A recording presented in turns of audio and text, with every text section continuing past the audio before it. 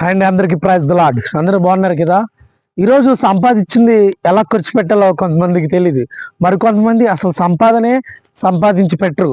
చాలా మంది ఈరోజు యవనస్తులు చూస్తే కనుక వాళ్ళు ఎలా ఉన్నారంటే కనుక, మరి సోమరి నువ్వు చీమల ఎద్దుకు వెళ్ళి జ్ఞానం తెలుసుకో అని బైబిల్ సెలవిస్తా ఉంది. ఈరోజు నువ్వు బద్ధకంగా ఉంటున్నావా? బద్ధకంగా పనిచేయవాడు దరిద్రుడగును, శ్రద్ధగా పనిచేయవాడు ఐశ్వర్యవంతుడగును అని మరి దేవుని వాక్యం చెప్తుంది. నా ప్రభునందు ప్రియమైన వారులారా, ధనము సమస్త కీళ్లకు మూలమని కొన్ని వాక్యం చెప్తా ఉంది. మరి సంపాదించే ధనం నువ్వు ఎలా ఖర్చు పెడుతున్నావు?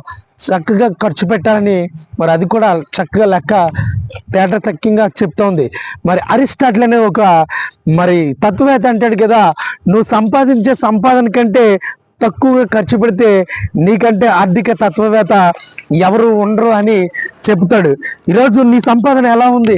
సంపాదించిన ప్రతి రూపాయి కూడా మరి నీట్గా చక్కగా కుటుంబం కోసం పొదుపు చేయాలి. పిల్లల చదువుల కోసమని ఖర్చు పెట్టాలి. వ్యర్థంగా ఖర్చు పెట్టకూడదు.